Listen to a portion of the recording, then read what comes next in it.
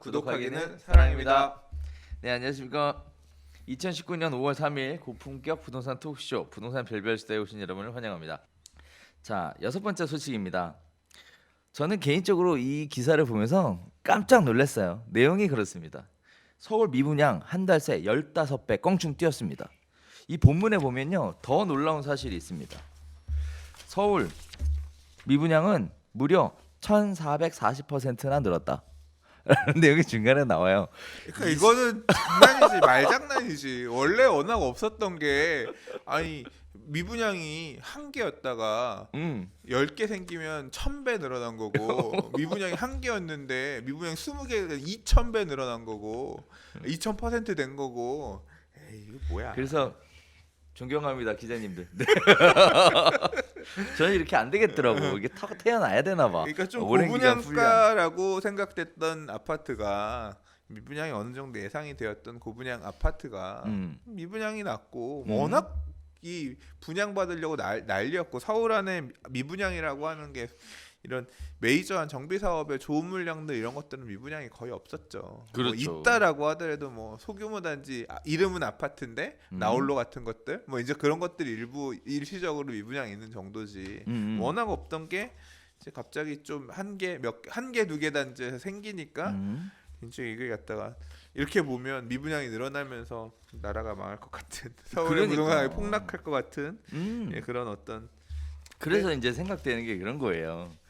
이 내용을 안 보고 실제 제목만 보는 사람들이 엄청나게 많을 텐데 이렇게 제목만 본 사람들은 이렇게 얘기할 거 아니에요. 우리가 뭐 이렇게 했지만 무슨이 청약을 한다, 뭘 한다, 뭐 이렇게 해서 실제 수요는 많다, 뭐 이렇게 얘기하면 이제 이분들 얘기할 거 아니에요. 무슨 소리 하고 있냐? 미분양이 지금 서울만 해도 1440%가 증가하고 15배가 늘어나고 있는 상황에 무슨 소리를 하고 있냐? 이렇게 얘기하면 우리가 이제 거기에 합당한 얘기를 해드려야 되는데 기억이 안 나 이걸 어디다가 차곡차곡 쌓아놓는 것도 아니고 그래서 안타까운 얘기들입니다. 어쨌든 얘기는 한번 해보겠습니다.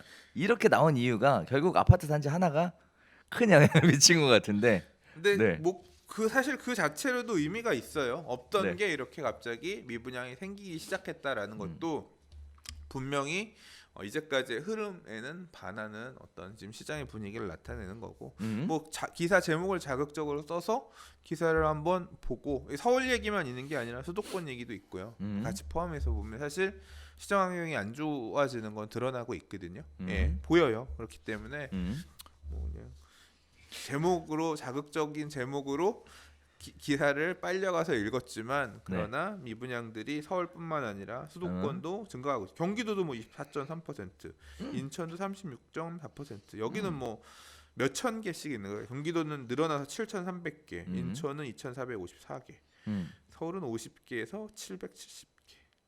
근데 사실 미분양이라는 게 네네. 저는 이런 생각을 하거든요. 뭐 다들 아시겠지만 미분양도 종류가 여러 가지 있잖아요. 그 중에 가장 크게 영향을 미치고 위험하다고 판단하는 게 준공후 미분양, 악성 미분양. 네. 근데 얘는 청약 시장에서의 미분양인 그렇죠. 거잖아요. 초기 미분양이죠. 초기- 그리고 미분양들 이게 기사 시점이 언제 기준으로 이게 사실 업체에서 미분양 물량들 개수를 정확하게 바로바로 오픈을 안 해가지고 그런데 그렇죠. 지금 700개가 있다는 얘기인 건지도 따져봐야 돼요. 뭐 그렇죠. 들리는 얘기로는 많이들 팔렸다 뭐 이런 얘기도 있고 한데 그러니까 앞으로 미분양을 집계하는 방식 그래서 제가 지지난주 한 3주 전 정도의 기사 읽었던 내용 중에 미분양 집계하는 방식에 대해서 좀 바꿀 필요가 있다. 이제까지는 그냥 업체가 우리 미분양 얼마 됐어요. 미분양 없어요. 뭐 이런 식으로 하는 내용 받아가지고 기록을 하는 그런 형태였다라고 하면 앞으로는 개선을 한다 그랬거든요. 어떻게 개선하냐면 이게 분양할 때도 분양한 것들 구청에 신고하게끔 되어 있잖아요. 네. 그 신고 내용 가지고 예를 들어 1000개를 했는데 분양 업체에서 신고를 100개만 했다. 그럼 900개 미분양.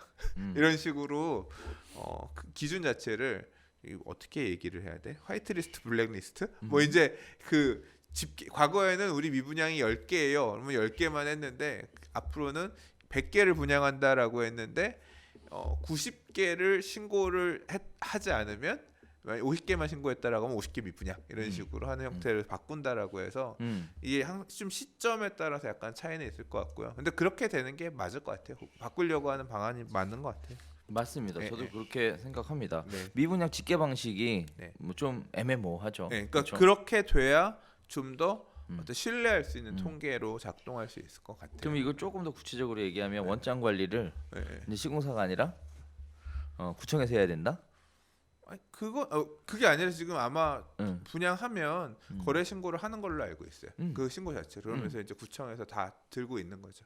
그러니까. 예, 예. 그래서 원장 관리를 구청에서 그렇게 하니까 결국 미분양에 대한 발표도 구청에서 해야 되는 걸로. 그 자료가 이제 통계로 올라가면 그러니까. 국토부 쪽에서 자료를 쏘겠죠. 그럼 그렇죠. 그런 자료가 많이 쌓이면 쌓일수록 사실 우리 같은 시장 참여자들은 그 자료를 토대로 자료를 해석해서 능동적으로 시장에 대처할 수 있거든요. 그래서 그런 자료가 많이 열리면 열릴수록 우리 똑똑해질 수 있다고 생각합니다. 그렇죠. 그러면서 동시에 시장에